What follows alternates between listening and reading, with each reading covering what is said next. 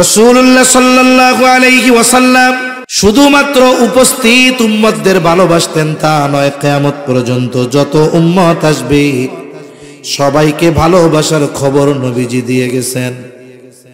একদিন নবীর সাথে সাহাবায়ে কেরাম পথ চলতেছে, হঠাৎ করে নবীজি বলে, আমার ভাইদেরকে দেখতে মন চায়। সাহাবায়ে কেরাম জিজ্ঞাসা করে, ইয়া রাসূলুল্লাহ, আমরা কি আপনার ভাই নই? নবীজি বলেন, তোমরা হলো আমার সাথী সাহাবী। বলে, আপনার ভাই কারা? নবীজি বলেন, শোনো, আমি দুনিয়া থেকে চলে যাবার পর যারা আমাকে না দেখে আমার উপরে ঈমান আনবে, বলে তারাই হলো আমার ভাই। ঈমান আনলেই তার প্রতি নবীর স্পেশাল মহব্বত। শুধু তাই না, উম্মতের দ্বারা আঘাতপ্রাপ্ত হওয়ার পরেও নবীজি কখনো উম্মতের জন্য বদদুয়া করেন না। মক্কার মানুষেরা যখন ঈমান আনে না, কথা শুনে না, শৈশবে নবীজি তায়েফের বনু সাকিফ গোত্রে লালিত পালিত হয়েছিলেন। চিন্তা করলেন, আমার একেবারে শৈশবে যেখানে অতিবাহিত হয়েছে, আমি তাদের কাছে গিয়া তাওহীদ রিসালাত আখিরাতের দাওয়াত দেই। নবীজি চলে গেলেন তায়েফ।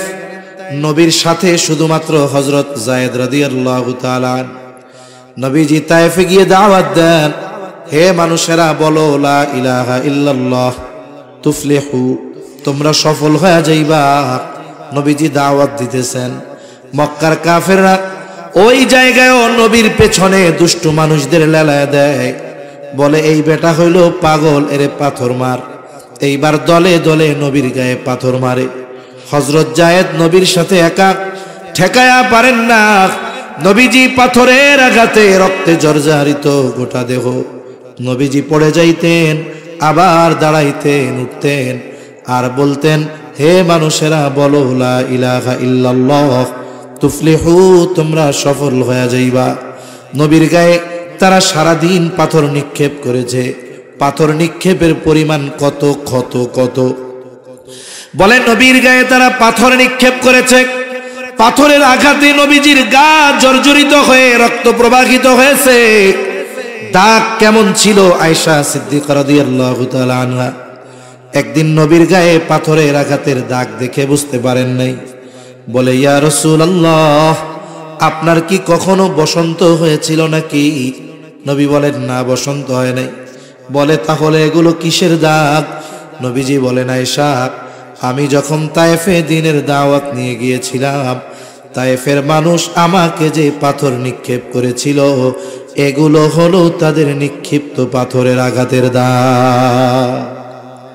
একটা হলো পাথর মারলে থেতলে যাবে, আর একটা হলো যদি পাথর ধারালো হয় তাহলে থেতলাবে না, শুধু ক্ষত হবে, রক্ত বের হবে। নবীর গায়ে ক্ষত হয়ে রক্ত বের হয়েছে। বলে, কি পরিমাণ রক্ত? রক্ত বের হয়ে গায়ের জামা পোশাক ভিজে গেছে। এরপরে গা বেয়ে বেয়ে, পা বেয়ে বেয়ে রক্ত জুতার মধ্যে ঢুকে গেছে। জুতার মধ্যে রক্ত শুকায়া পা জুতার সাথে আটকে গেছে। কি পরিমাণ রক্ত নবীর গা থেকে ঝরছে। মাঝে মধ্যে আমরা রক্তদান করি, ব্লাড ডোনেট করি, বড় সওয়াবের কাজ। এই যে অনেক সময় আমি দেখেছি, আমি অনেকবার পিজিতে রক্ত দিয়েছি, অন্যান্য জায়গায় দিয়েছি, দেখেছি একজনের রক্ত নিল 100 গ্রাম 150 গ্রাম, এরপরে 10 মিনিট শোয়া রাখছে, এরপরে পানি দিছে, বিস্কিট দিছে, খাইছে। এরপরেও যখন শোয়া থেকে উঠে দাঁড়ায়, হাঁটতে পারে না, কেমন যেন মাথা চক্কর দিয়ে পড়ে যায়। নবীর গা থেকে এই কথার আলোকে মনে হয় 100-150 গ্রাম নয়, বরং এর চাইতে বেশি রক্ত ঝরিয়েছে তারা। নবীজি পড়ন্ত বিকালে ক্লান্ত দেহ নিয়ে একটা খেজুর বাগানের পাশে নবীজি বিশ্রাম নিচ্ছেন। আঙ্গুর বাগানের পাশে বিশ্রামরত অবস্থায় জিবরাইল আলাইহিস সালাম চলে আসলেন। এসে বলে, ইয়া রাসূলুল্লাহ, আপনার সাথে এই কওম কেমন আচরণ করেছে আপনার মালিক দেখছে। আজকে আমি একা আসি নাই, আমার সাথে নতুন আর একজন ফেরেশতা পাঠানো হয়েছে, পাহাড়ের দায়িত্বে নিয়োজিত ফেরেশতা। নবীজি বলেন, ওই ফেরেশতা আমার কাছে আসলো, আমাকে সালাম দিয়ে বলে, এই কওম আপনার সাথে কেমন আচরণ করেছে আপনার মালিক দেখছে, আমাকে তিনি আপনার আদেশ পালনার্থে পাঠিয়েছে। আপনি যদি আমাকে নির্দেশ দেন, 2টা পাহাড় দিয়ে এদেরকে এমন ভাবে পিষে দেওয়া হবে, নিশ্চিহ্ন হয়ে যাবে, অস্তিত্বহীন হয়ে যাবে। এই জায়গায় যে একটা জনবসতি ছিল তার কোনো অস্তিত্ব থাকবে না। আল্লাহ পাঠাইছে আমাকে আপনার আদেশ পালন করার জন্য। আপনি শুধু অর্ডার দেন, মুহূর্তের মধ্যে খালাস। নবী কি প্রতিশোধ পরায়ণ ছিলেন নাকি? নবীকে ব্যক্তিগতভাবে যদি কেউ কষ্ট দিত, ক্ষমা চাইলে নবীজি মাফ করে দিতেন। আমরা তো প্রতিশোধ পরায়ণ। বলে 20 বছর আগে কেউ যদি আমাকে একটা কথার দ্বারাও কষ্ট দিয়ে থাকে, 20 বছর পরে যদি আমার পাওয়ার হয়, ক্ষমতা হয়, ওই 20 বছর আগের ওই কথার প্রতিশোধ নিতে আমি উন্মুখ হয়ে থাকি। মনে রাখবেন, প্রতিশোধ পরায়ণ মানুষের অন্তরে কোনোদিন শান্তি আসে না। কিন্তু যারা ক্ষমার এই মহান গুণ অর্জন করতে পারে, এদের সম্পদ না থাকতে পারে কিন্তু শান্তি দিয়ে হৃদয় ভরপুর থাকে। আল্লাহ তাআলা এই ক্ষমার গুণ আমাদের দান করেন, বলি আমিন। আরে প্রতিশোধ সবাই কম বেশি নিতে পারে, ক্ষমা কয়জন করতে পারে? নবীজি আরাম করতেছিলেন, আরাম থেকে উঠে বসলেন। কেমন যেন ফেরেশতাকে বলে, শোনো, তুমি তো আমাকে বলতেছো আদেশ দেন 2 পাহাড় দিয়ে এদের পিষে দেই, কিন্তু এদের ব্যাপারে আমি আল্লাহ তাআলার কাছে কি আশা পোষণ করি জানো? আমি তো এদের ক্ষতি চাই না, আমি তো এদের ধ্বংস চাই না, বরং আমি আল্লাহর কাছে আশা করি, বাল আরজু আন ইয়াখরুজাল্লাহু মিন আসলাবিহিম মান ইয়াবুদুল্লাহা ওয়াহদাহু ওয়া লা ইউশরিকু বিহি শাইআ। নবীজি বলেন, আমি তো এদের ব্যাপারে আল্লাহ তাআলার কাছে এই আশা পোষণ করি যে এরা হয়তো বুঝতে পারে নাই, তাই আমার কথা মানে নাই, কিন্তু হয়তো আল্লাহ তাআলা এদের মধ্য থেকে এমন এক সম্প্রদায় বের করবে যারা এক আল্লাহর ইবাদত করবে, তার সাথে শিরিক করবে না। আমি তো এই আশা করি, আর তুমি আমারে কইতেছো যে নির্দেশ দেন পাথর চাপা দিয়া সাইজ কইরা দেই। একটু চিন্তা করেন তো, উম্মতের প্রতি কেমন মায়া, মোহাব্বত, ভালোবাসা থাকলে এই রকম আঘাত প্রতিঘাতের পরেও নবীজি ক্ষমা করে দেন। একটা একটা হাদিস ঘটনা বলতে গেলে অনেক বলা যাবে। আসেন, নবীজি আমাদের ভালোবাসেন এ ব্যাপারে সব একদিকে রাখেন। নবীজি আমাদের ভালোবাসেন এই খবর কোরআনে জানিয়েছেন কে? জোরে বলেন না, কে? আল্লাহ তাআলা জানিয়েছেন। আল্লাহ তাআলা বলেন, লাকাদ জাআকুম রাসূলুম মিন আনফুসিকুম আজিজুন আলাইহি মা আনিতুম হারিসুন আলাইকুম বিল মুমিনিনা রাউফুর রহিম। একটু খেয়াল দিয়া আল্লাহর রাস্তে কথাগুলো শুনবেন, তাহলে বোঝা যাবে। আল্লাহ তাআলা বলেন, লাকাদ জাআকুম রাসূলুম মিন আনফুসিকুম, তোমাদের মধ্য থেকে তোমাদের জন্য এমন একজন রাসূল এসেছেন। বলে রাসূল কেমন রাসূল? বলে আজিজুন আলাইহি মা আনিতুম, এই রাসূল হলো এমন রাসূল, তিনি হলেন তোমাদের জন্য যেটা কষ্টের সেটা তার জন্য কষ্টের। তার মানে উম্মত যেটাতে কষ্ট পায় সেটাতেও নবীজি কষ্ট পায়। উম্মত জাহান্নামে গিয়ে কষ্ট পাবে, নবীজির এতে কষ্ট লাগবে। দুনিয়ায়ও যদি নবীর উম্মতের কোনো কষ্ট হয়, এই কষ্ট নবীজিও অনুভব করে।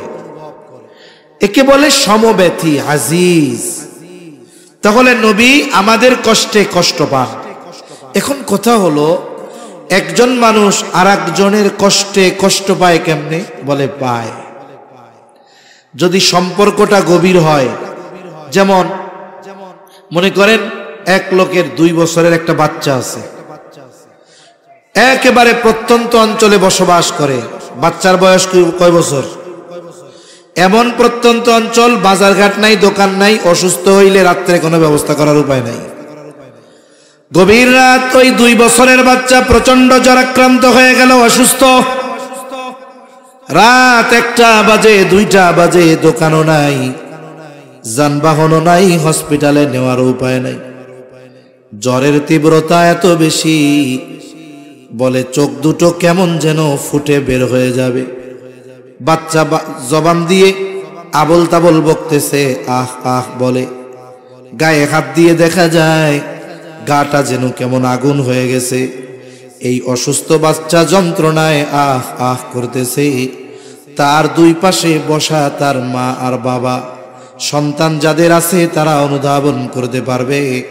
বলেন তো ওই অসুস্থতায় ওই ছোট বাচ্চা যত কষ্ট পায়, পাশে বসে থাকা মা বাবা ওই বাচ্চার চাইতে কষ্ট কম পায় না, বেশি পায়? বেশি কষ্ট কেন পায়? বলে মোহাব্বতের কারণে। অন্যের সন্তান অসুস্থ হইলে তো আমি এত কষ্ট পাবো না। কেন? বলে ওই সন্তানের প্রতি আমার মোহাব্বত ওই সন্তানের মা বাবার মতো না। আল্লাহর কসম করে বলি, মা বাবা আমাকে আপনাকে কত ভালোবাসে, তার চাইতে নবীজি অনেক গুণ বেশি ভালোবাসে। বলে আসলে ভালোবাসে কে? বলে বিপদ আপদ মুসিবতে পাশে থাকে যে।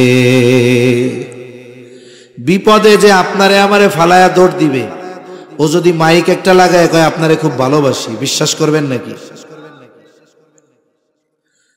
দুনিয়ার বিপদ আপদ মুসিবত এটা ক্ষণস্থায়ী, চোখ বন্ধ হলেই শেষ।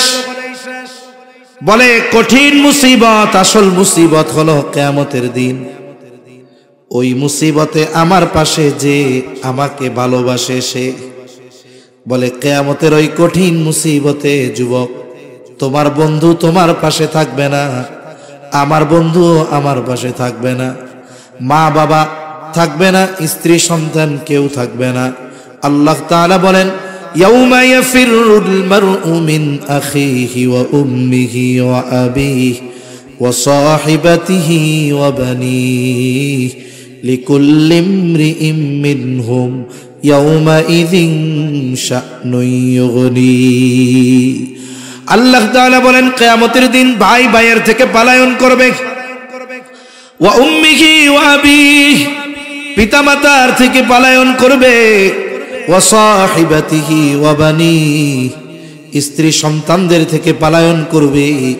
হায়রে, কত মানুষ প্রবাসে থাকে, বিদেশে থাকে, 24 ঘন্টার 18 ঘন্টা ডিউটি করে, 2 ঘন্টার মধ্যে রান্না বান্না খাওয়া দাওয়া, মাত্র 4 ঘন্টা ঘুমায়। কত পরিশ্রম, কত কষ্ট। এরপরেও অফিস থেকে যখন বাসায় ফিরে গভীর রাত, বাংলাদেশে গভীর রাত, ফোনটা দেয়, স্ত্রী ফোন রিসিভ করার পরে বলে, মাত্র ডিউটি থেকে আসলাম, অনেক কষ্ট করে আসলাম, আমার কলিজার টুকরা সন্তানের চেহারাটা একটু দেখাও। এইবার ঘুমন্ত সন্তানের চেহারাটা যখন মোবাইলের মধ্যে দেখে, চ্যালেঞ্জ দিয়া বললাম, ওই 20 ঘন্টা কষ্ট করে আসা যুবকটার এই 20 ঘন্টা 18 ঘন্টার কষ্ট মুহূর্তের মধ্যে দূর হয়ে যায়। বলে সন্তানের চেহারাটা দেখছি, কষ্টটা দূর হয়ে গেছে। দুনিয়ায় কষ্ট দূর করার জন্য সন্তানের চেহারা দেখে, মা বাবার চেহারা দেখে, স্ত্রীর চেহারা দেখে, কিন্তু কিয়ামতের মুসিবতের কষ্ট দূর করার জন্য মা বাবার চেহারা দেখবে না, স্ত্রী সন্তানের চেহারা দেখবে না, বরং ওই দিন তাদের চেহারা দেখাটা আরো কষ্টের কারণ হবে। মুসিবতটা কত বেশি! বলে ওই মুসিবতে সকলে নাফসি নাফসি করবে, নিজের চিন্তা করবে, সকলে নিজের চিন্তায় চিন্তিত। বলে নবীও চিন্তিত। বলে নবী নিজের চিন্তায় চিন্তিত নয়, বরং নবী তার উম্মতের নাজাতের চিন্তায় চিন্তিত থাকবে। মানুষেরা এমন আল্লাহ তাআলার কাছে বলবে, আল্লাহ, সারা দুনিয়ার সব মানুষকে জাহান্নামে দিয়ে হলেও আপনি আমাকে জান্নাত দিয়ে দেন। ওই দিন নবী কি করবে ভাই? বলে আমার আপনার নবী হাসরের ময়দানে অবস্থান করবে। সব নবী জান্নাত অভিমুখে রওনা হয়ে যাবে। জান্নাতের দরজায় পৌঁছায়া যাবে। জান্নাতের দরজা বন্ধ, জান্নাতের পাহারাদারকে বলা হবে দরজা খুলে দাও। জান্নাতের পাহারাদারেরা বলবে না, দরজা খোলা হবে না। বলে যিনি আসলে খোলা হবে তিনি এখনো আসেন নাই। কোথায় তিনি? বলে এখনো তিনি হাসরের ময়দানে। নবীজি হাসরের ময়দানে কি করবেন? বলে উম্মতের নাজাতের চিন্তায় চিন্তিত। একটা মানুষ যখন চিন্তিত থাকে তখন এক জায়গায় সে স্থির থাকতে পারে না, নড়াচড়া করে। বিছানায় শুইলে ঘুম আসে না, চিন্তায় বিছানা থেকে উঠে চেয়ারে বসে, বাড়ির উঠানে হাঁটে, বাড়ির ছাদে হাঁটে, বারান্দার বেলকুনিতে হাঁটে। বলে হাসরের ময়দানে নবীজি উম্মতের চিন্তায় এক জায়গা থাকবেন না। একবার নবী চলে যাবেন হাউজে কাউসারের কাছে, না জানি তার কোনো উম্মত পানি পানে মাহরুম হয়ে যায়। আর একবার চলে যাবেন পুলসিরাতের কাছে, না জানি কোনো উম্মত পুল পানি দিতে ব্যর্থ হয়ে যায়। আর একবার নবী চলে যাবেন মিজানের কাছে, না জানি কোনো উম্মত ওজনে ধরা পড়ে যায়। আর একবার নবীজি চলে যাবেন জাহান্নামের দরজায়, না জানি কোনো উম্মতকে জাহান্নামে দিয়ে দেওয়া হয়। আবার যখন উম্মতের জন্য সুপারিশের প্রয়োজন, আল্লাহর দরবারে সেজদায় লুটিয়া পড়বে। বলে যতক্ষণ না নবীর ওই উম্মত যার অন্তরে যাররা পরিমাণ ঈমান হলেও ছিল, তার ব্যাপারে আল্লাহ তাআলার পক্ষ থেকে যতক্ষণ না জান্নাতের নিশ্চয়তা নবী পাবে, ততক্ষণ পর্যন্ত আমার আপনার নবী নিজে জান্নাত অভিমুখে রওনা হবে না। ওই দিন নবী আমাদের ভুলবে না।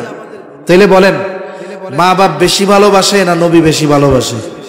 জোরে বলেন, মা বাবা বেশি ভালোবাসে না নবীজি বেশি ভালোবাসে? সন্দেহ আছে? এই জন্য মোহাব্বতের কারণে যেমন সন্তান অসুস্থ হইলে মা বাপ কষ্ট পায়, অনুরূপ উম্মতের প্রতি নবী মোহাব্বতের কারণে উম্মতের কষ্টে নবী কষ্ট পায়। এরপরে আল্লাহ তাআলা বলেন, এই নবী হলেন এমন নবী, হারিসুন আলাইকুম, তোমাদের জন্য কল্যাণকামী নবী। সব সময় উম্মতের কল্যাণের কথা চিন্তা করতেন। হাদিসের মধ্যে আসছে, নবীজি বলেন আল্লাহ তাআলা সব নবীকে উম্মতের ব্যাপারে একটা বিশেষ দোয়া করার অনুমতি দিয়েছে এবং ওই দোয়া কবুলের প্রতিশ্রুতি আল্লাহ তাআলা দিয়েছেন। নবী বলেন সব নবী তার উম্মতের ব্যাপারে ওই দোয়া দুনিয়ায় করে ফেলছে, আমি ওই দোয়াটাকে সংরক্ষণ করে রাখছি। বলে কিয়ামতের দিন আমার উম্মতের জন্য সুপারিশ হিসাবে ওই দোয়া আমি আল্লাহর কাছে করব। কারণ এই দোয়াটা দুনিয়ায় করার চাইতে আখিরাতে করলে আমার উম্মতের জন্য বেশি কল্যাণকর হবে। এজন্য নবী ওই দোয়া আখিরাতের জন্য জমায় রাখছেন। তাহলে নবীজি উম্মতের ব্যথায় ব্যথিত হন, সাথে সাথে নবীজি উম্মতের জন্য কল্যাণকামী। এটা সব উম্মতের জন্য, সে হোক কাফের হোক সে মুমিন। কারণ নবীজির নবুয়তির পরে কিয়ামত পর্যন্ত যত মানুষ আসবে, মুমিন হোক আর কাফের হোক, সব নবীজির উম্মত, ঠিক কিনা?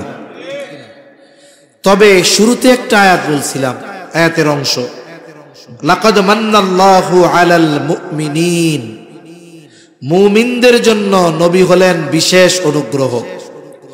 এই জন্য মুমিনদের প্রতি নবীজির ভালোবাসাটাও একটু স্পেশাল। এ ভালোবাসা কত আল্লাহ তাআলা বলেন, বিল মুমিনিনা রাউফুর রহিম। আল্লাহ তাআলা বলেন এই নবী হলেন এমন নবী যিনি তার মুমিন উম্মতদের জন্য রাউফুর রহিম। রাউফ হলো আল্লাহ তাআলার একটা গুণবাচক নাম, রহিম আল্লাহ তাআলার গুণবাচক নাম। অর্থ হলো অতি সদয়, পরম দয়ালু। কে জোরে বলেন? দুনিয়ার কোনো মানুষ রাউফুর রহিম হতে পারে না, দুনিয়ার কোনো মানুষ রাউফুর রহিম হতে পারে না। বলে আল্লাহ তাআলার যত গুণ আছে এগুলোর একমাত্র অধিকারী আল্লাহ। কিন্তু অনেক সময় বাংলাদেশের মধ্যে অনেক পীরের নামের আগে লকবে আমরা দেখেছি এমন এমন শব্দ ব্যবহার করে যেই শব্দের একমাত্র হকদার হলেন আল্লাহ। এখন মনে করেন কথার কথা, কেউ যদি কয় আমার পীর হইল রউফুর রহিম, তার মানে ও আল্লাহর সিফত পীরের সাথে লাগায়া দিল। এখন এই কথা যদিও বিশ্বাস করে ও বেঈমান, কোনো সন্দেহ আছে? এজন্য মনে রাখবেন, অনেক নামাজি মানুষ না জানার কারণে শিরিক করতেছে, বেঈমান। অনেক মানুষ বিশ্বাসগত কারণে বেঈমান হয়ে বসে আছে। এ মানুষগুলো বোঝে না, বুঝাইতে চাইলেও অনেক সময় মনে করে এই হুজুররা আমাকে দুশ্মন, এরা খারাপ লোক, ভালো মানুষ না। তাহলে রউফুর রহিম একমাত্র কে? দুনিয়ার কোন সৃষ্টি রউফুর রহিম হতে পারে না। তবে আল্লাহ যদি কাউকে তার কোনো গুণবাচক শব্দ দিয়ে সম্বোধন করেন তাতে কোনো অসুবিধা নাই। এখন নবী তার মুমিন উম্মতদের কত ভালোবাসেন এটা বোঝাতে গিয়ে আল্লাহ তাআলা তার গুণবাচক শব্দ, এই শব্দ দুটি নবীজির শানে ব্যবহার করেছেন। সুবহানাল্লাহ বলেন। কেমন যেন আল্লাহ তাআলা বলেন, এই নবী হলেন এমন নবী যিনি তার মুমিন উম্মতদের জন্য রউফুর রহিম, অতি সদয় পরম দয়ালু। একটু যদি কথাটা দিল দিয়া বুঝতে পারেন তাহলে অনুধাবন করতে পারবেন যে আমার আপনার নবী আমাকে আপনাকে কত ভালোবাসে। আল্লাহ কি বলে? বলে এই নবী তার মুমিন উম্মতদের জন্য অতি সদয় পরম দয়ালু। যেই নবী আমাদের এত ভালোবাসে সেই নবীকে ভালোবাসার দরকার আছে না নাই? নবীরে ভালোবাসতে রাজি আছি আমরা? কেমন ভালোবাসতে হবে? নবীকে ভালোবাসতে হবে জীবনের চাইতেও বেশি। হযরত উমর রাদিয়াল্লাহু তাআলা আনহু নবীজিকে বলেন, ইয়া রাসূলুল্লাহ, আমি আমার জীবনের পরে সবচাইতে বেশি আপনাকে ভালোবাসি। নবীজি বলেন, উমর হয় নাই। একটু পরেই উমর বলে, ইয়া রাসূলুল্লাহ, এই মুহূর্ত থেকে আমি আপনাকে আমার জীবনের চাইতেও বেশি ভালোবাসি। এজন্য নবীকে ভালোবাসা এটা মুমিনের ঈমান। নবীরে ভালো না বাসলে সে বেঈমান, নবীকে ভালো না বাসলে কি? বেঈমান। সেজন্য নবীজি বলেন, লা ইউমিনু আহাদুকুম হাত্তা আকুনা আহাব্বা ইলাইহি মিন ওয়ালিদিহি ওয়া ওয়ালাদিহি ওয়ান নাসি আজমাইন। নবীজি বলেন, তোমাদের মধ্যে কেউ ততক্ষণ পর্যন্ত মুমিন হতে পারবে না যতক্ষণ না সে তার পিতা মাতা সন্তান সন্ততি এক কথায় সকলের চাইতে আমি নবীকে বেশি ভালো না বাসবে। অতীতে যা ছিল ছিল, বলেন এখন থেকে কারা কারা নিজের জীবনের চাইতে নবীকে বেশি ভালোবাসেন? একমাত্র তারা হাত উঁচু করবেন, বাকিরা না। কারা ভালোবাসেন জীবনের চাইতে বেশি? নারায়ে তাকবীর, নারায়ে তাকবীর। আল্লাহ হাতগুলা কবুল করেন, বলেন আমিন। এখন নবীকে ভালোবাসি আমরা। এখন বিষয় হলো, নবীর জন্য তো জীবনও দিতে রাজি, কারণ জীবনের চাইতে নবীরে বেশি ভালোবাসি। আমি যার জন্য জীবন দিতে পারবো তার জন্য বাকি কাজ করা কি কঠিন নাকি? কঠিন না, সহজ। আমি যার জন্য জীবন দিয়ে দিতে পারি তার জন্য বাকি অন্য কাজ করা এটা তো সহজ, স্বাভাবিক বিষয়। এখন নবীকে কেমনে ভালোবাসবো? যে শাহেদ হয়, নবী যদি আমার সামনে থাকতেন, আমি যদি নবীকে সামনে পাইতাম, ভালোবাসা সর্বোচ্চ বাসতে পারতাম। আবু বকর নবীকে সামনে পাইছে, নবীর কথায় আবু বকর তার সব সম্পদাই না নবীর সামনে হাজির করছে। নবীকে তালহা সামনে পেয়েছে, উহুদের ময়দানে নবীজি গর্তের মধ্যে পড়ে যায়। তালহা তাকায় দেখে গর্তের থেকে নবী মাথা উঠায় আর নামায়, উপর দিয়ে তীর যায়, বর্ষা যায়। তালহা আইসা নবীর সামনে নিজের পিঠটারে ডাল বানায় দিছে। আমি তো নবীকে সামনে পাই নাই, এই রকম ভালো কেমনে নবীকে বাসবো? নবী জানেন আমার উম্মত আমাকে ভালোবাসা নিয়ে চিন্তিত থাকবে, এই জন্য কিভাবে কোন পদ্ধতিতে নবীকে ভালোবাসা হবে সেই পদ্ধতির খবর নবী নিজে জানায় দিয়েছে। নবীকে ভালোবাসার প্রথম পদ্ধতি বলে, মান আহাব্বা সুন্নতি ফাকাদ আহাব্বানি ওয়া মান আহাব্বানি কানা মাই ফিল জান্নাহ। নবী বলেন, যে আমার সুন্নতকে ভালোবাসলো সে আমাকে ভালোবাসলো, আর আমাকে যে ভালোবাসবে সে আমার সাথে জান্নাতে অবস্থান করবে। নবীর সাথে জান্নাতে থাকতে পারা এটা সৌভাগ্যের ব্যাপার। সাহাবা ইকরামের কাছে নবীর সাথে জান্নাতে থাকতে পারার সংবাদ ছিল সবচাইতে আনন্দের সংবাদ। আনাস রাদিয়াল্লাহু তাআলা আনহু বলেন যে এক সাহাবী, গ্রাম্য সাহাবী আসছে, নবীজিরে জিজ্ঞাসা করছে কিয়ামত কখন হবে। লম্বা হাদিস সংক্ষেপে বলতেছি। নবীজি তারে পাল্টা জিজ্ঞাসা করছে, মা আদাত লাহা, এই তুমি কিয়ামতের জন্য কি পাথেয় সংগ্রহ করছো? লোকটা বলে, আমি আল্লাহ এবং তার রাসূলকে ভালোবাসি। নবীজি বললেন, আলমারউ মা মান আহাব্বা, বলে যে যাকে মোহাব্বত করে তার সাথে অবস্থান করবে, তার মানে জান্নাতে তার সাথে সে থাকবে। এই কথা বলার পর লোকটা বাড়ির দিকে চলে যায়। হযরত আনাস রাদিয়াল্লাহু তাআলা আনহু বলেন, নবীজির মুখে যখন শুনলাম তার সাথে জান্নাতে থাকতে পারবো, কারণ আমরা সবচাইতে বেশি ভালো নবীকে বাসি। হযরত আনাস রাদিয়াল্লাহু তাআলা আনহু বলেন, ইসলাম গ্রহণের পর আর কোনো কথা শুনে আমরা এতটা খুশি হই নাই যতটা খুশি নবীর সাথে থাকতে পারবো এই কথা শুনে আমরা হয়েছি। এত খুশি ইসলাম গ্রহণের পরে আর কোনো কথাই হই নাই। আমরাও নবীর সাথে জান্নাতে থাকতে পারবো নবীর সুন্নতকে মোহাব্বত করলে। মনে করেন এক কোম্পানি আপনারে অফার দিছে। অফার কি? বলে আমাদের পণ্য কিনে লটারি জিতুন। লটারিতে কি পুরস্কার? বলে পুরস্কার হলো সৌদি আরবের ওয়াচ টাওয়ারটা আছে, ওই ঘড়িয়ালা বিশাল বিল্ডিং, ক্লক টাওয়ারে একেবারে কাবা ভিউ, যেখানে আপনার রুম হবে ওইখান থেকে কাবা দেখা যাবে। আপনার সুযোগ, থাকার সুযোগ 5 দিন 5 রাত, সাথে সাথে আপনার বিমানের টিকিটও দেওয়া হবে। এই দুইটা অফার, বিমানের টিকিট আর হোটেলে থাকার সব ব্যবস্থাপনা। অফার তো পাইছেন, এখন আপনার পাসপোর্টও নাই, ভিসাও নাই, অফার ভোগ করার সুযোগ আছে। নবীর সাথে জান্নাতে থাকার অফার আছে, তবে জান্নাতে আগে যাইতে হবে। আপনাকে আগে মক্কায় পৌঁছাইতে হবে, এরপরেই না আপনি 5 স্টার হোটেলটায় থাকবেন। পৌঁছানোর জন্য ভিসা নাই, পাসপোর্ট নাই, কাজ হবে না।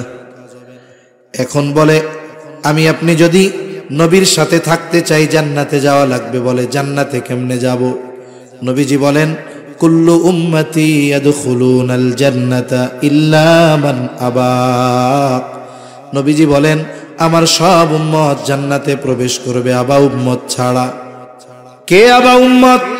নবীজি বলেন মান আতাআনি দাখালাল জান্নাহ ওয়া মান আসানি ফাকাদ আবা। নবীজি বলেন আমার আনুগত্য যে করবে সে জান্নাতে প্রবেশ করবে, আর জান্নাতে যে প্রবেশ করবে সে তো জান্নাতে আমার সাথে থাকবে, আর যে আমার আনুগত্য করবে না আবা উম্মত, সে জান্নাতেও যেতে পারবে না। তাহলে দুই হাদিসের সমন্বয় কি হয়? বলে নবীর সুন্নতকে মোহাব্বতের সাথে অনুসরণ করলে জান্নাতে যাওয়া যায়, নবীর সাথেও থাকা যায়। নবীর সুন্নাত অনুসরণ করতে হবে, মোহাব্বতও করতে হবে, তবেই নবীর সাথে জান্নাতে গিয়ে থাকা যাবে। একটু চিন্তা করে দেখেন, নবীর সাথে জান্নাতে থাকার অফার, আবার দেখেন নবীর অনুসরণের মাধ্যমে আল্লাহর ভালোবাসা পাওয়া যায়। নবীর অনুসরণ করলে শুধু জান্নাতে থাকা যাবে তা নয়, বলে নবীর অনুসরণ যেই ব্যক্তি করে তাকে ভালোবাসে কে? আল্লাহ তাআলা বলেন, কুল ইন কুনতুম তুহিব্বুনাল্লাহা ফাত্তাবিউনি ইউহিব্বুকুমুল্লাহ। আল্লাহ তাআলা বলেন, হাবিব আপনি বলেন তোমরা যদি আল্লাহকে ভালোবাসতে চাও। আমরা আল্লাহকে ভালোবাসতে চাই, কারণ ইমানদার আল্লাহকে ভালোবাসতে চায়। এখন কেমনে ভালোবাসবো? আল্লাহ বলেন, হাবিব আপনি বইলা দেন, তোমরা যদি আল্লাহকে ভালোবাসতে চাও ফাত্তাবিউনি, আমার অনুসরণ করো। আমার অনুসরণ করলে আল্লাহকে ভালোবাসা হয়ে যাবে। আর আমার অনুসরণ যদি করো, তোমার আল্লাহকে ভালোবাসা নিয়ে চিন্তা করা লাগবে না। আল্লাহ বলেন, হাবিব আপনি বলে দেন ইউহিব্বুকুমুল্লাহ, নবীর অনুসরণ যারা করবে আল্লাহ বলেন আল্লাহ তাআলা তাদের ভালোবাসবে। আল্লাহ ভালোবাসলে লাভ কি? নবীর অনুসরণ করলে কার ভালোবাসা পাওয়া যায়? জোরে বলেন কার? এমনি আল্লাহ ভালোবাসলে লাভ আছে না? হাদিসের মধ্যে আসছে নবীজি বলেন আল্লাহ তাআলা যখন কাউকে ভালোবাসে জিবরাইল আলাইহিস সালামকে ডাক দিয়ে বলে, জিবরাইল আমি দুনিয়ার অমুক বান্দাকে ভালোবাসি, তুমিও তারে ভালোবাসো। এইবার জিবরাইল আলাইহিস সালাম তাকে ভালোবাসতে শুরু করে। শুধু তাই না, আসমানের মধ্যে এসে ঘোষণা করে দেয়, ও আসমানের বাসিন্দারা, দুনিয়ার অমুক ব্যক্তিকে আল্লাহ ভালোবাসে, আমিও ভালোবাসি, তোমরাও ভালোবাসো। এইবার আসমানের বাসিন্দারা তাকে ভালোবাসতে শুরু করে।